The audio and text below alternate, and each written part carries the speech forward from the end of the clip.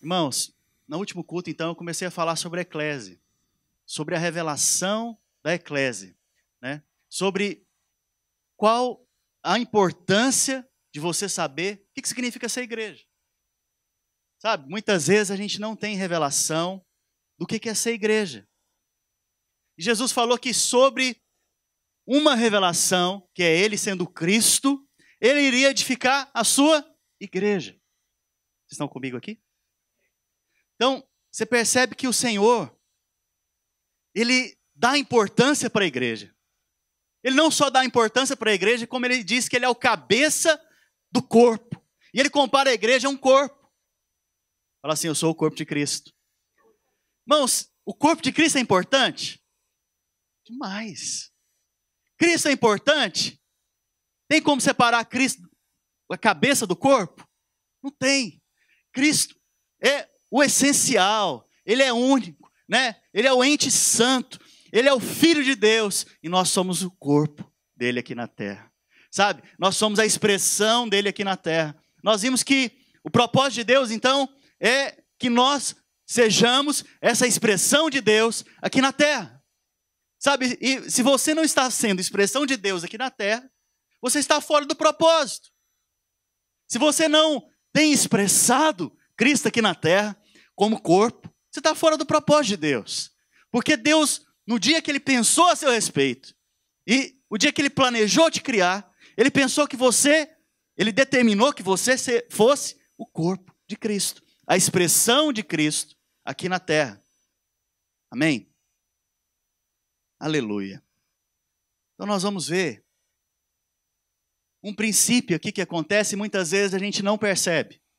A palavra de Deus diz o seguinte, em Mateus capítulo 22, versículo 29. Se ficar pequena a letra, irmãos, no próximo culto a gente traz óculos ou chega mais para frente aqui? Ou vamos orar, né, para ser curado nas vistas, em nome de Jesus. Então, Jesus, no capítulo 22 de Mateus, versículo 29, ele diz o seguinte: errais não conhecendo as Escrituras nem o poder de Deus. Fala para a pessoa que está ao seu lado. Você é um cristão. Fala para ele. Você tem que conhecer as Escrituras. E o poder de Deus. Sabe? E a Bíblia fala o seguinte. Jesus afirma o seguinte. Que se você erra não conhecendo as Escrituras, você também erra não conhecendo o poder de Deus. Quantos precisam do poder de Deus aqui na sua vida? Irmãos, eu preciso constantemente do poder de Deus na minha vida. Isso é testemunho para as outras pessoas. Nós vimos o que aconteceu na vida da Maiara. Da forma que aconteceu, só pelo Senhor. É milagre. O povo no hospital ficou assim, uau, o que é isso? Que milagre foi esse? Né? Ninguém entendeu nada. Apesar que foram usados médicos, enfermeiros, mas foi um milagre. Foi um milagre de Deus. E nós somos gratos ao Senhor pelo que Ele fez na vida da nossa irmã. Sabe? Mas a Bíblia diz aqui que nós, quando não temos revelação das Escrituras, nós o quê? Erramos. E o errar, melhor traduzido aqui também, é desviar da verdade. É ficar vagueando. É ficar pensando em várias coisas. E não na verdade. Sabe? Eu te desafio nessa manhã a procurar em Deus revelação na sua palavra. Sabe, eu amo o que está acontecendo na nossa igreja. Nós começamos um curso de maturidade no Espírito. Várias pessoas estão sendo ministradas nesse curso. Aprendendo verdades básicas, né, das Escrituras. E experimentando também do poder de Deus. Sabe? Isso é glorioso. Isso é gracioso. Porque nós vemos que crentes imaturos, muitas vezes, estão amadurecendo na fé. Experimentando de coisas que antes nem sabiam. Olha só. Sabe? Conhecer aqui é ter revelação. Sabe a coisa mais importante para você nesses dias? Fala assim comigo, revelação. Nós precisamos da revelação de Deus, irmãos. Revelação da sua palavra. É isso que gera fé no seu coração. É isso que te faz ter fé para ir mais longe. É isso que te faz ter fé para caminhar. Amém? Então você precisa perceber, discernir o que diz as Escrituras a respeito de coisas espirituais. Você pode tomar a palavra de Deus de várias formas, como um livro histórico. Você pode pegar o livro e falar, olha, aqui em Êxodo, por exemplo, o povo estava no Egito e tinha lá um faraó chamado Ramsés. Isso é um fato histórico, mas isso não muda ninguém. Você precisa pegar a palavra de Deus e pedir ao Espírito Santo, traz revelação no meu coração, edifica o meu espírito, porque é isso que nos muda, sabe? A palavra, então, aqui que são as Escrituras, nós temos que pedir revelação a Deus. E a consequência disso, então, é o poder de Deus agindo. Amém? Vocês estão aqui comigo? Aleluia. O que acontece nos nossos dias?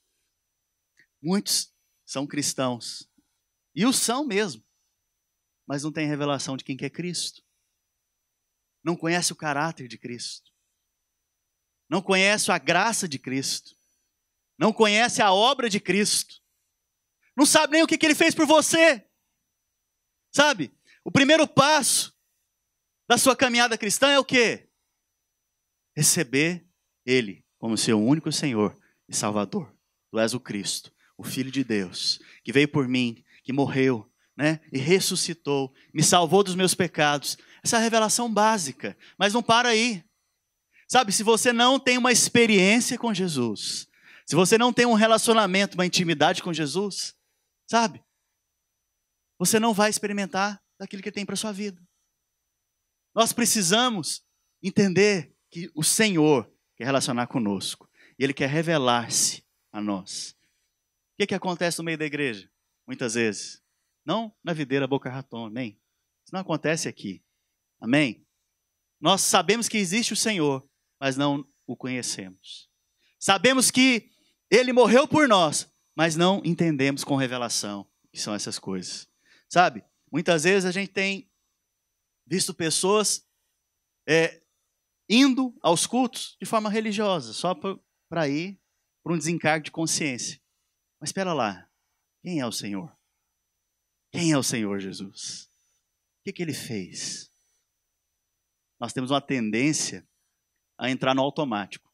Aqui é cheio de carro automático, né? Glória a Deus. Você tem uma tendência a entrar no automático, nem lembra de passar a marcha. Nem lembra de passar a marcha. Né? A Tesla agora criou um carro, em alguns momentos você pode deixar ele no automático. Você nem vai pensar em dirigir daqui a um tempo. Ele vai fazer isso por você sozinho. Sabe? Em relação a Cristo, não entra no automático. Não se torne um religioso. Conheça o Senhor. Sabe? Conheça o Senhor. Ele é a pessoa mais importante. E uma coisa interessante. O Senhor tem tanto para dar a nós. Fala para a pessoa que está ao seu lado. Jesus tem tanto para te dar. Ele tem além das suas necessidades para te dar. Sabe? Ele tem além dos seus problemas para te dar. Ele tem além da sua necessidade financeira para te dar. E quando você não conhece Ele, você não tem fé para receber. Então a primeira revelação que nós temos é a revelação do Senhor Jesus. Essa é a primeira revelação que eu e você, que somos igreja hoje, tivemos. Sem essa revelação, você não pode ir a lugar nenhum. Você não pode experimentar das verdades que estão ali na palavra de Deus. Sabe? E a revelação da igreja aqui é a consequência da primeira revelação. Para uns, né, igreja é apenas um prédio. Eu tenho falado isso insistentemente aqui no culto. Para uns, igreja é o prédio. Esse lugar é a igreja. Né? É algo feito por mãos humanas. Isso é igreja. Igreja para outros é ir e não ser. Eu vou à igreja. Você não é a igreja. Ninguém nunca falou isso aqui, né? Glória a Deus. Vocês são crentes da videira Boca Raton, amém? Igreja para outros pode ser também estar aos domingos. Eu estou na igreja aqui no domingo. No domingo eu vou à igreja. Sabe? Mas isso é uma revelação muito natural. Na verdade, isso não tem nada a ver com a palavra de Deus. Igreja segundo a revelação bíblica é o quê? É completamente oposto a isso que eu estou falando. Igreja é um corpo vivo. Fala assim, eu sou um corpo vivo. sabe? Cujo cabeça é quem? É Cristo. E sem essa revelação do cabeça, você não tem revelação do corpo. Então você precisa ter revelação de quem é Jesus. Quem é Jesus? Nós falamos aqui no culto passado sobre quem é Jesus. Nós falamos que os fariseus, eles tinham uma visão histórica apenas de Jesus. É Jesus que nasceu lá em Belém, que viveu ali na Galileia, cujo pai criou ele, a mãe Maria também criou, ele tinha também alguns irmãos, a palavra de Deus diz, eles conheciam Jesus histórico. Eles não conheciam Jesus, o Cristo. Deixa eu te falar uma coisa, Jesus histórico não salva ninguém. Jesus histórico é o que o mundo muitas vezes conhece. Sabem que existiu um dia um homem que foi chamado filho de Deus, mas ele nasceu de uma virgem. Para eles é loucura isso, né? Ele nasceu de uma mulher, que nasceu, viveu ali na Galileia, viveu ali em Jerusalém, e foi um grande homem de Deus, mas não creem que ele foi o Salvador. Esse é o Jesus histórico. É o que os fariseus achavam de Jesus. Os fariseus, inclusive, alguns deles achavam que Jesus era apenas um profeta. E ele era profeta, mas ele não era só profeta. Sabe? Então a opinião de um Jesus histórico não salva ninguém, você tem que ter revelação.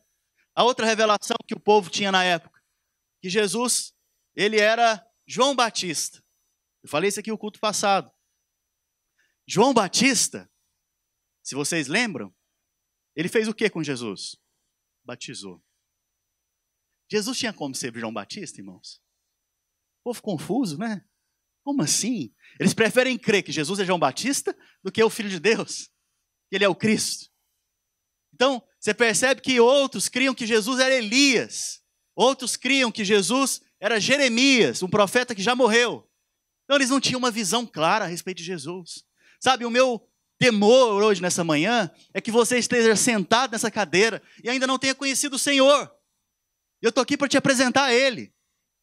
Sabe, a visão dos discípulos é que Jesus é o Cristo, o Filho de Deus. Essa revelação tem que estar no seu coração, ardente. Você, querido, não poderia se salvar por si mesmo. Prova disso é só você ler os 10 mandamentos. Qual daqueles você cumpriu desde o dia que você nasceu até hoje? Nenhum. Em algum momento eu cumpri, ótimo. Mas desde o dia que você nasceu até hoje, um só pecado te leva à condenação eterna. E Cristo veio por mim e por você, que não podia se salvar por si só. Então ele veio, seu Filho amado, o Filho do Pai, veio e morreu no meu lugar, recebeu o juízo de Deus no meu lugar e no seu lugar. E naquele momento, ele pôde trazer paz ao meu coração e ao seu coração, porque a partir desse momento, então, ele pagou o preço. Eu posso caminhar com a minha consciência limpa, porque os meus pecados foram perdoados. Sabe, esse é Cristo, o Filho de Deus. Mas ele não é só isso. Isso aí é só o primeiro acesso. Tem mais, tem muito mais. O Senhor quer te dar mais. Quer te levar mais longe, mais profundo, num relacionamento íntimo com Ele. Eu não estou te apresentando aqui religião. Deus nos livre de sermos religiosos. Deus quer intimidade e comunhão com você, constante, genuína.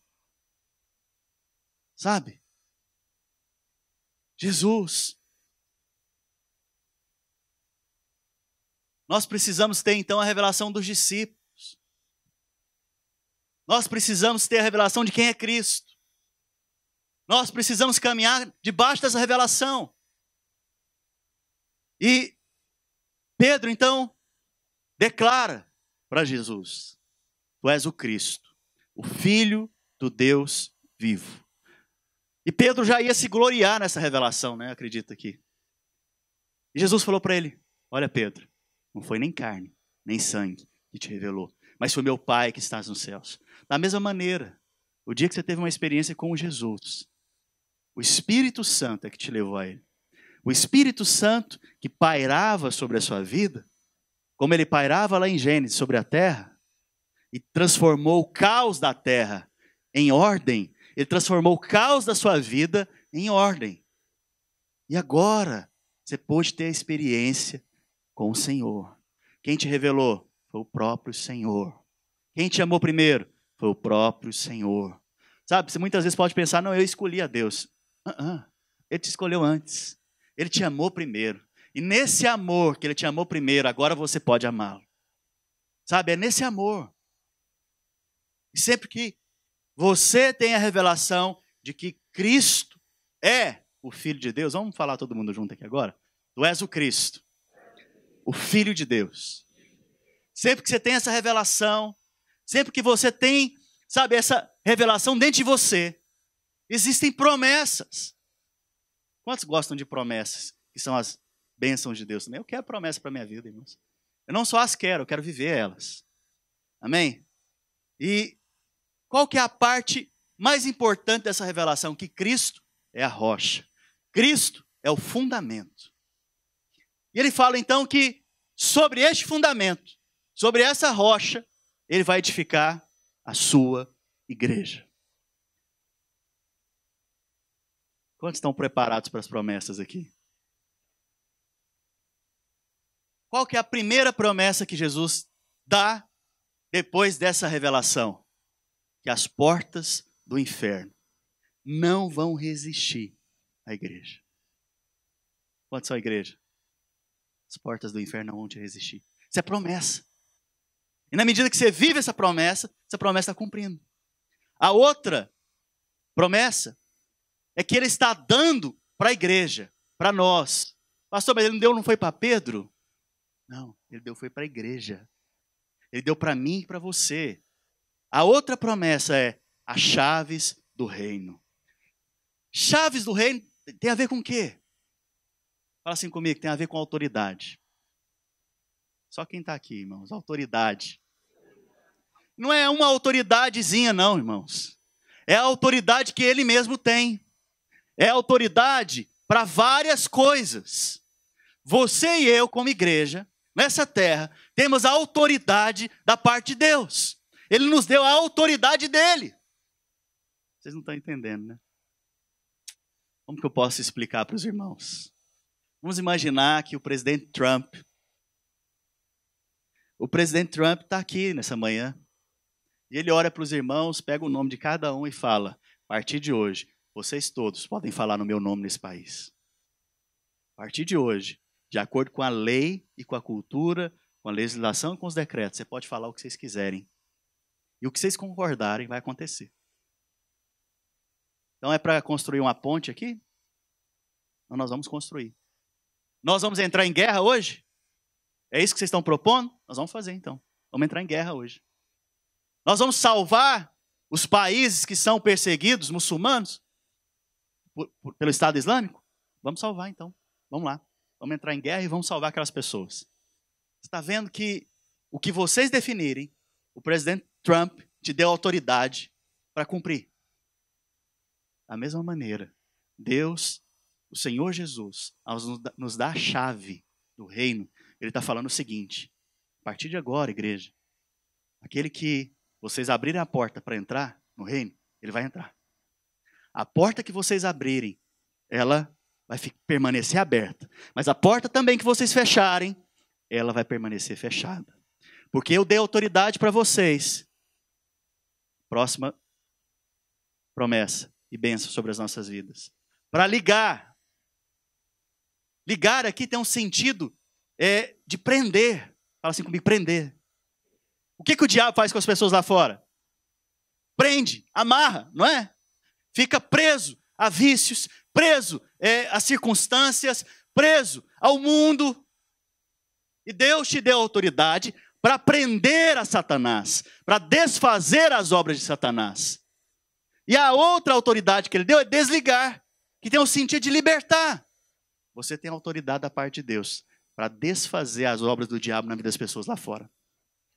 Não só das pessoas lá fora, da sua família.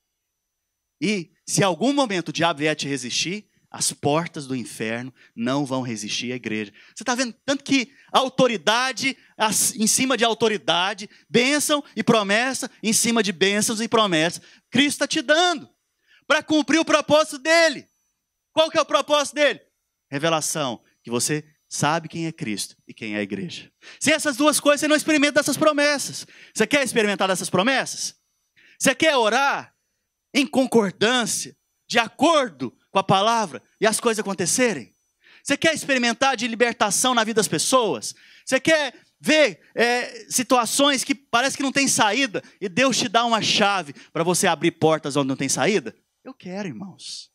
Sabe, eu quero experimentar dessas coisas. Mas antes, tem uma coisa que tem que acontecer. Fala assim comigo: revelação de Cristo e a igreja. Sem essas coisas, você não consegue experimentar essas promessas. E por isso que eu tenho pregado tanto a respeito desse assunto. Porque eu quero que você, como igreja, não fique sofrendo. Não fique atordoado, não fique ansioso. Não fique aí pelos cantos, sofrendo. Coitadinho de mim. Não! Cristo já te deu autoridade para ir e desfazer as obras do diabo e viver nessa terra, experimentando as coisas do céu. Sabe? Quero que hoje você abra o seu coração para receber vida e fé nesse lugar. Sabe, tem um dia que é o dia do basta. Hoje é o dia do basta. Chega, nós vamos ver milagres, sinais e prodígios acontecendo, porque nós vamos ter revelação do que é essa igreja. Nós vamos ver pessoas sendo curadas nesse lugar. Pessoas sendo restauradas nesse lugar, nos cultos, nas células, porque nós vamos ter revelação do que é ser Cristo e o que é ser igreja. O que é Cristo e o que é igreja. Vocês estão comigo, irmãos? Essas promessas, então, estão sobre as nossas vidas. Sabe? Eu vou ler mais uma vez. Mateus capítulo 16, versículo 18 em diante. E sobre esta pedra edificarei a minha igreja. Quem é a pedra? Cristo. E as portas do inferno não prevalecerão contra ela.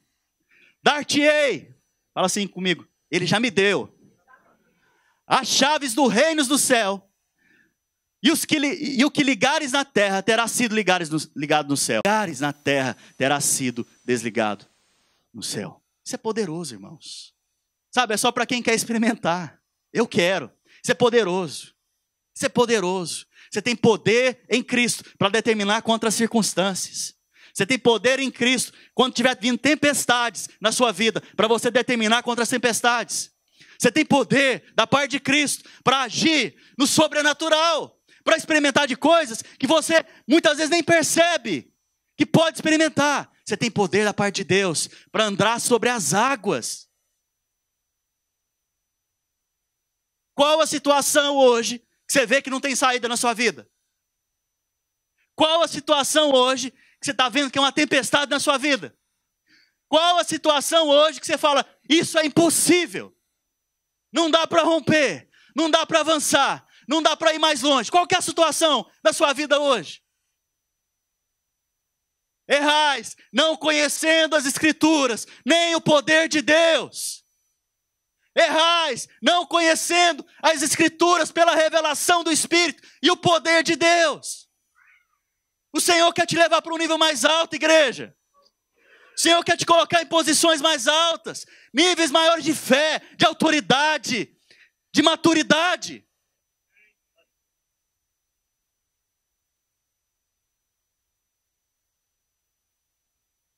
Nós temos que entender, pela revelação, o que é edificar igreja. Sabe, se Jesus deu importância para esse negócio aí, nós temos que dar muita importância também. A coisa mais preciosa para Jesus se chama igreja. Foi por ela que ele morreu. Foi por ela que ele morreu. A coisa mais importante para Jesus se chama igreja. É ela que ele está falando que ele vai edificar. E o que você está fazendo? Vamos edificar junto com ele. Porque ele também, pela sua graça infinita, nos chamou para edificar junto com ele a igreja. Sabe? E ele nos deu toda a autoridade, ferramentas, poder para edificação. Vamos descobrir então o que é a igreja. Sem revelação de Cristo, E a igreja? Não há promessas. Quantos querem a promessa? Vamos receber primeiro a revelação de Cristo, a igreja. E aí sim nós vamos experimentar das promessas. Então o que é ser igreja? O que é igreja? Né? Muitas vezes, da mesma maneira que que as pessoas lá fora, aqui na nossa igreja não tem isso, amém? Da mesma maneira que as pessoas lá fora não têm revelação de quem é Cristo. Da mesma maneira que em determinadas igrejas as pessoas ainda não têm revelação de quem é Jesus, muito menos tem revelação do que é ser igreja. Seja sincero. Quantos aqui pensaram que igreja é um prédio? Eu já pensei várias vezes.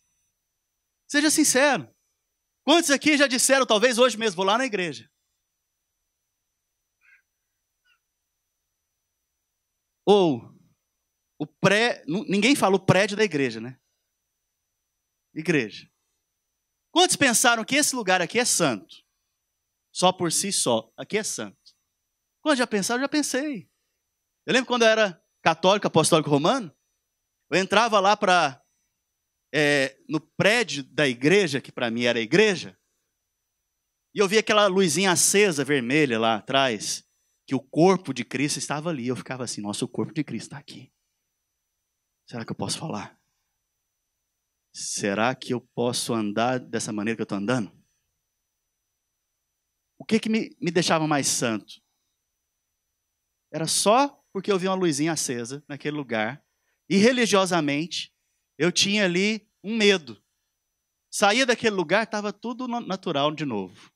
Vamos para a festa, vamos acabar com a vida, vamos experimentar as coisas do mundo. Sabe, o que é ser igreja, irmãos? Que negócio é esse que Jesus falou que vai edificar?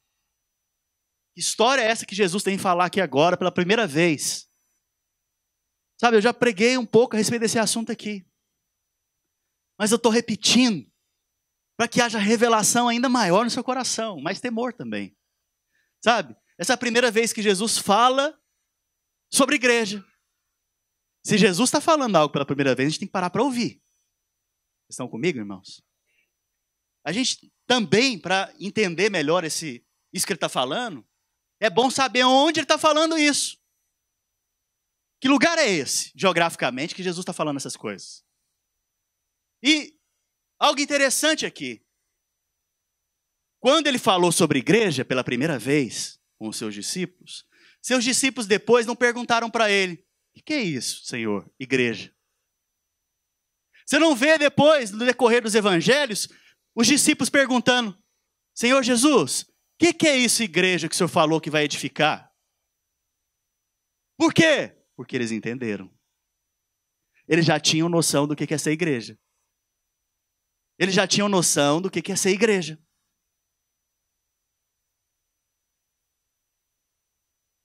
Falei no culto passado sobre o local onde Jesus falou a respeito dessa palavra igreja. Falei que foi em Cesareia de Filipe. Cesareia de Filipe foi uma cidade edificada em homenagem a César, o imperador romano. Eu quero que você entenda, então, que nessa cidade tinha tudo que tinha em Roma.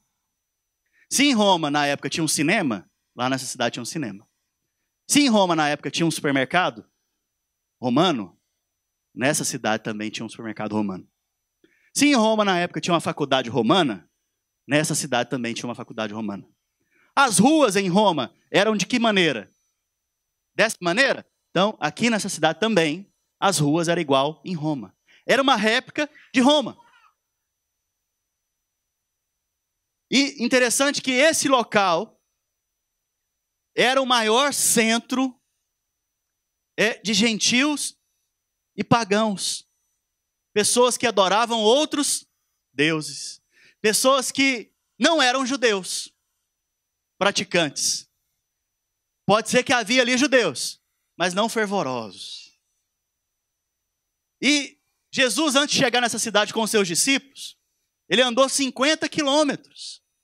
Para que Jesus, irmãos, olha aqui para mim. Para que Jesus vai andar 50 quilômetros para fazer um anúncio desse? Tão importante. É porque a região tem alguma coisa para nos falar também. Por que Jesus escolhe uma cidade pagã em homenagem a César, para falar que ele vai edificar a igreja dele, que ele vai construir a igreja dele. Tem algo aqui que Jesus quer falar conosco. Nada na palavra de Deus está ali por um acaso, nem uma vírgula.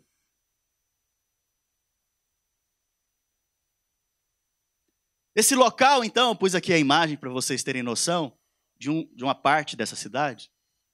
Esse local representa o que hoje? Fala assim comigo, representa o mundo.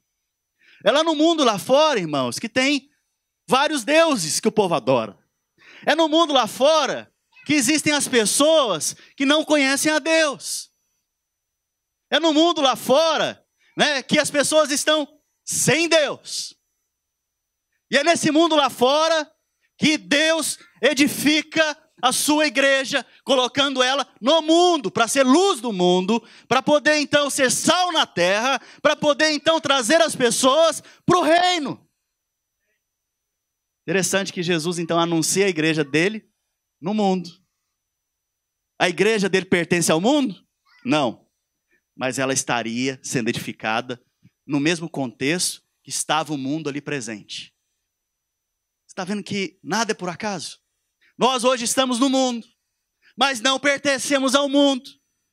Nós hoje somos sal nessa terra, para salgar a terra, dando testemunho que existe Cristo, que Ele veio e morreu pelos nossos pecados, e ressuscitou, e nos transportou do império das trevas para o reino do Filho do seu amor. Você hoje é testemunho de Cristo. Não tem os testemunhos de Jeová? Você é testemunho de Cristo. Onde você anda, Cristo está sendo representado naquele lugar. Cristo está ali sendo representado para aquelas pessoas. Sabe? E aqui, para você ter ideia, isso aqui é a área religiosa da cidade. Aqui, várias pessoas vinham para adorar os seus deuses. E atrás do templo, do lado esquerdo, tem uma caverna. Essa caverna é onde acontecia sacrifícios de animais e até mesmo, em determinado momento, de crianças. E é nesse lugar que Jesus fala: as portas do inferno não vão resistir à igreja. Esse lugar chama Portal do Inferno. Por acaso, Jesuscidência. Ok? Jesuscidência. E é nesse lugar que Jesus anuncia, então, Cesareia de Filipe. Como eu disse, tudo que tem na cidade de Roma tem em Cesareia de Filipe. Os governantes dessa cidade têm a mesma autoridade que é constituída a cidade, que é constituída em Roma. O estilo de vida dessa cidade é como? Fala assim comigo, romano. Existiam então, como em Roma, o grupo de ministros que governava aquela cidade. Fala assim comigo, grupo de ministros. Esse grupo de ministros era chamado, sabe de quê? Fala assim comigo, igreja. O grupo de ministros que governava a cidade de Cesareia era chamado de quê? Igreja. Eclésia. Era esse grupo de ministros que governava a cidade. E Jesus então vem cá e declara: eu vou edificar discípulos, eu vou edificar a minha eclésia. E vocês, discípulos, em outras palavras, mas aqueles que vierem a ter revelação desse fundamento, que eu sou o Cristo, vão ser a minha eclésia e vão governar sobre os locais aonde eu os estabelecer. Você foi chamado a Boca Raton para governar sobre esse lugar. Não como os homens governam, mas segundo o governo do reino, desfazendo as obras de Satanás. Vocês estão comigo, irmãos? Sabe? Implantando a cultura agora do céu. Vivendo no estilo de vida do reino dos céus. Então, quais são os objetivos da igreja? São 4. Vou falar mais especificamente de 2. Mas o primeiro objetivo da igreja é legislar. O segundo objetivo da igreja é exercer a autoridade do rei. E o terceiro objetivo da igreja é influenciar. E por final, manifestar a glória do rei. Você percebe que a eclésia ali, na cidade de Cesareia, estabelecida por Roma, ela está ali para legislar. Onde vai construir a ponte? É nesse lugar? A eclésia definiu que vai ser nesse lugar. Aqui nessa eclésia, nós definimos que não vai entrar estrangeiro nessa cidade. Então não vai entrar estrangeiro nessa cidade. Nessa eclésia, nós definimos aqui que não vai ninguém passar fome. Ninguém vai passar fome. Você está vendo que Deus, que Jesus, Ele está fazendo aqui, trazendo uma revelação para nós do que é essa igreja?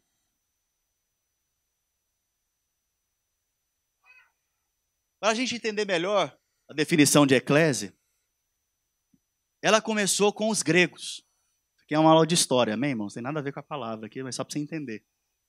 Os gregos, eles criaram a eclésia. A primeira vez que se sabe de eclésia na história é os gregos fazendo. Os gregos depois foram dominados pelos romanos e eles pegaram e absorveram a cultura grega. E olha só que interessante. A eclésia, o que ela definia nas cidades gregas?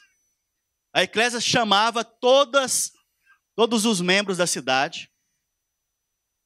E vamos fazer o plano para esse ano, para a nossa cidade. Onde nós vamos construir escolas esse ano?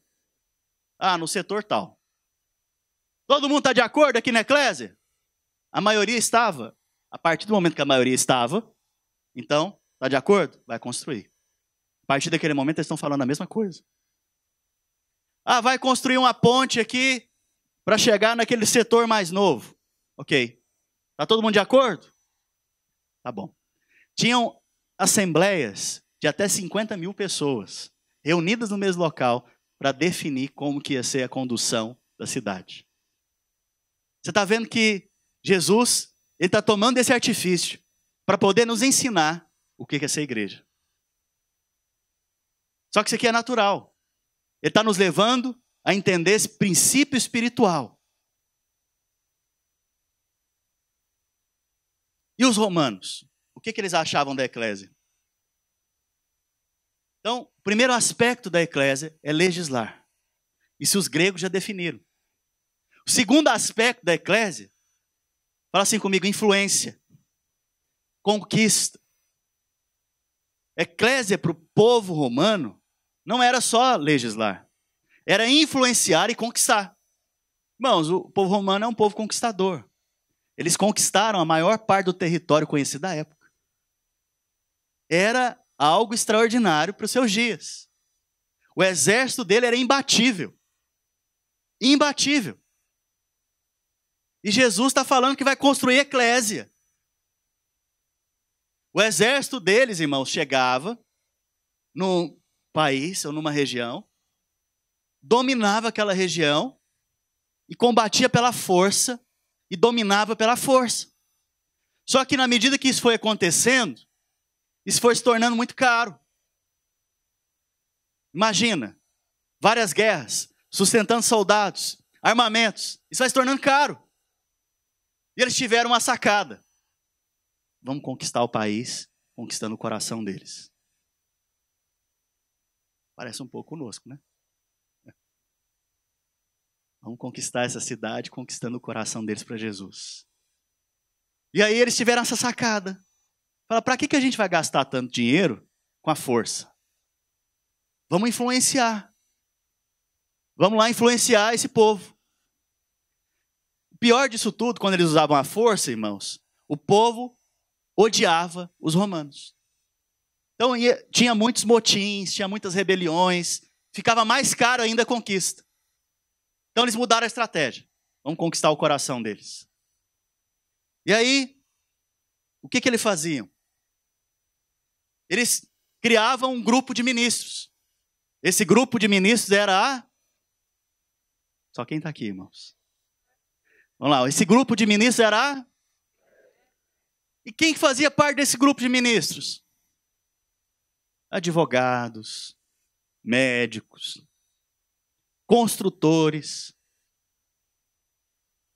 escritores, professores, house clean.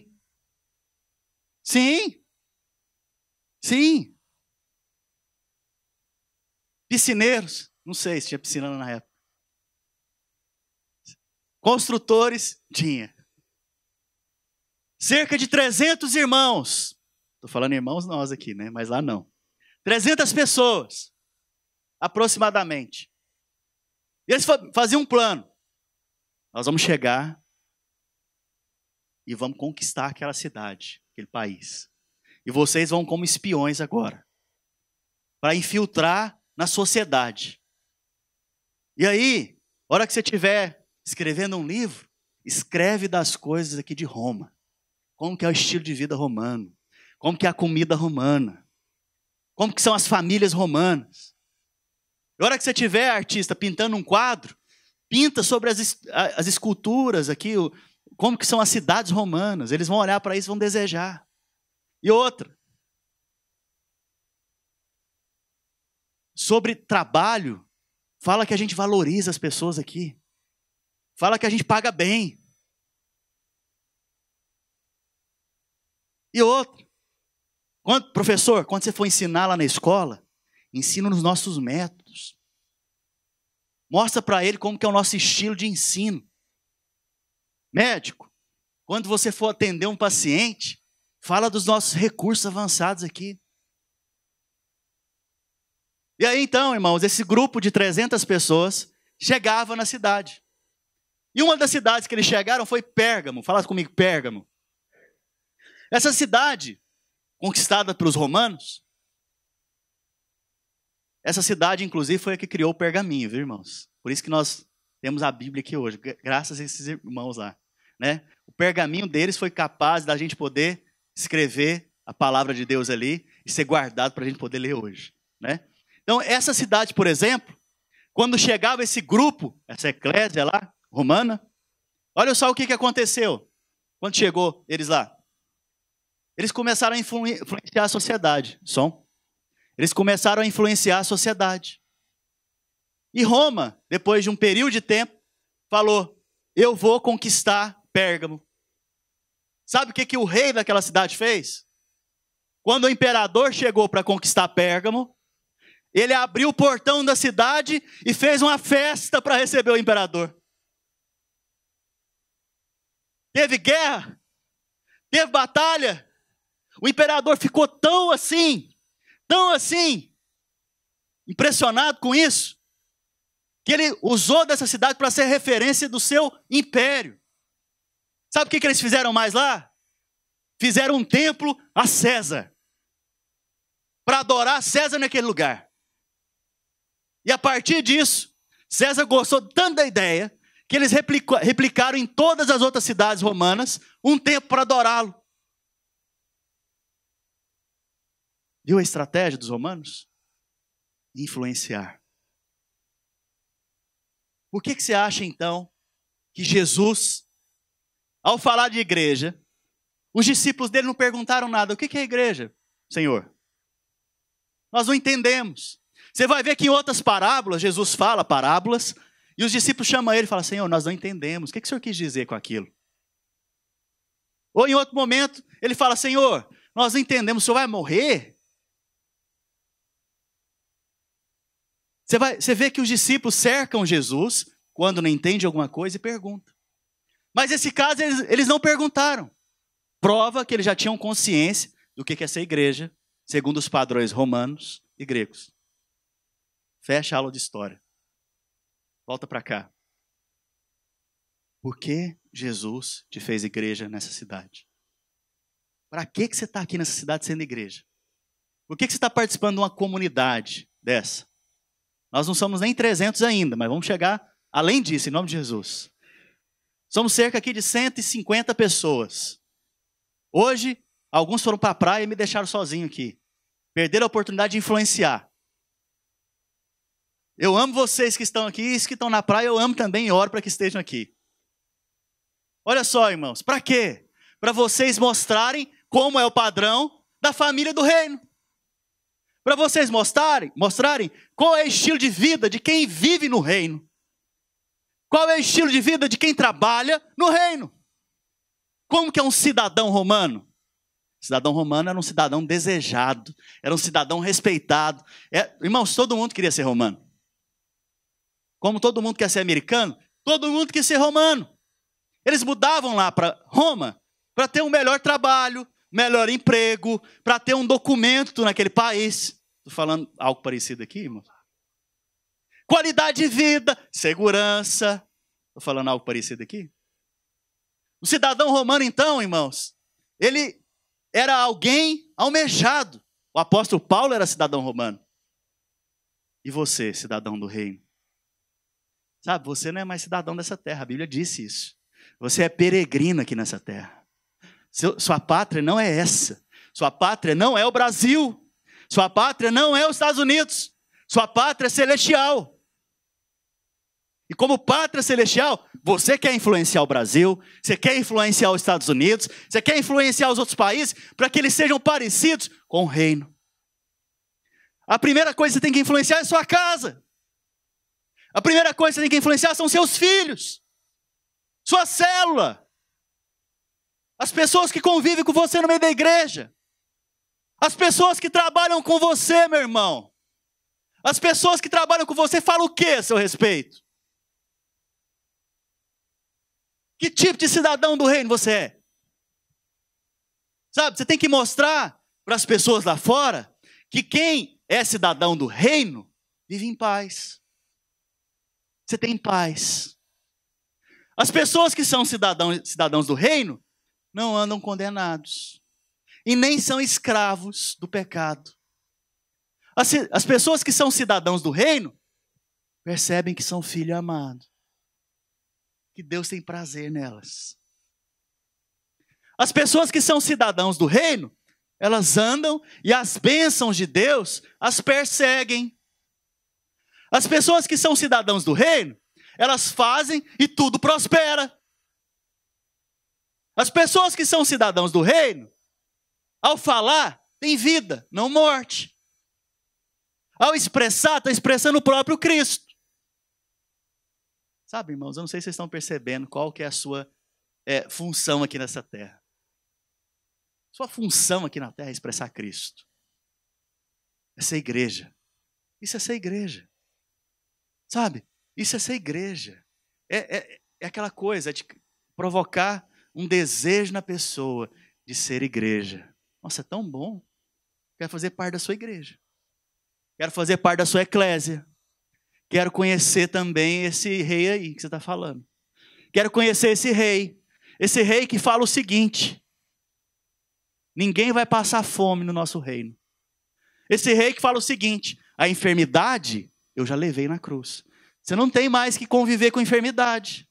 Esse rei que fala o seguinte: não tem saída? Eu vou te dar saída. Esse rei que fala o seguinte: você está passando aflição? Tem bom ânimo, eu já venci o mundo. Esse rei que fala que vai ser o seu sustento. Esse rei que vai ser o seu suprimento. Esse rei que, mesmo sendo rei, te salva.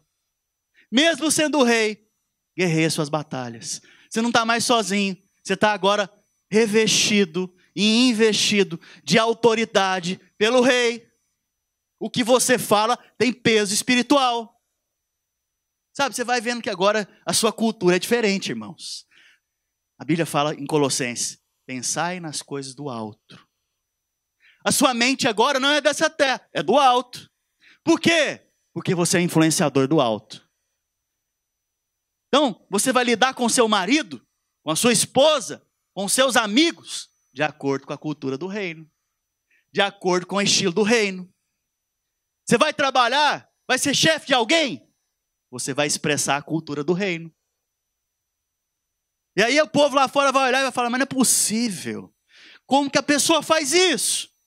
É impossível para o mundo. É verdade. É impossível. É só lá no meu reino. É só no reino que eu participo. É só lá, como cidadão do reino que eu participo, que as coisas são assim. No mundo não tem jeito mesmo não, meu irmão. Meu querido. Né? Você vai mostrar que mesmo em dificuldades. Quantos aqui passam dificuldades, irmão? Oh, Jesus. Mesmo assim, você crê que o seu rei te sustenta. Vamos mostrar que os problemas não governam você, né? Mas são apenas formas, né, Adriano, de glorificar a Deus. Sabe? Você vai vendo que a cultura é outra, o estilo de vida é outro.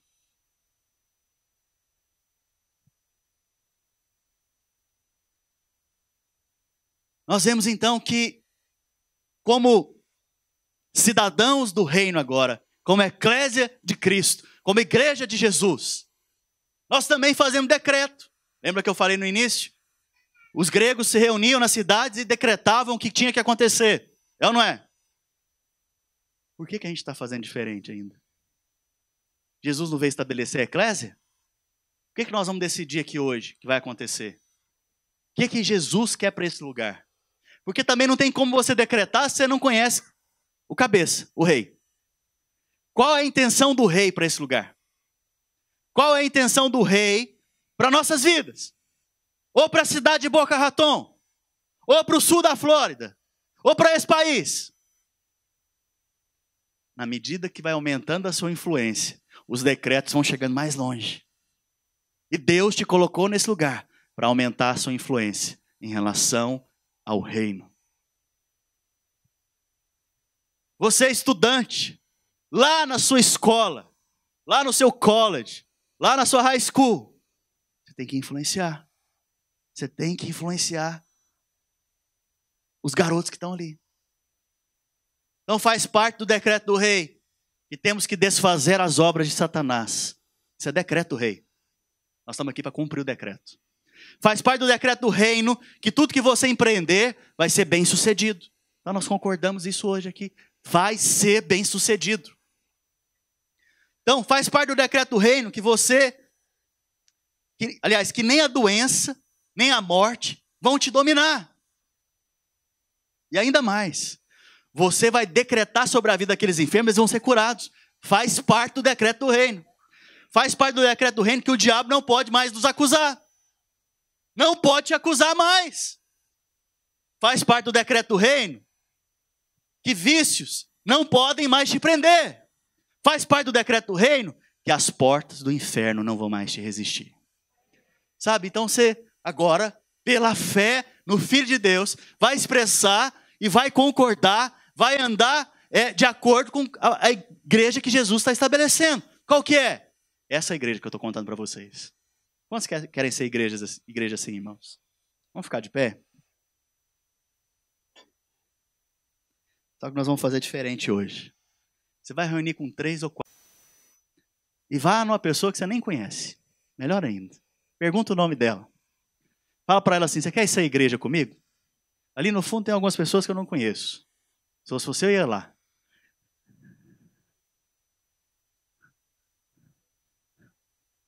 Pergunta para ela, você quer ser igreja comigo? Pega na mão dessa pessoa, faz uma roda aí agora.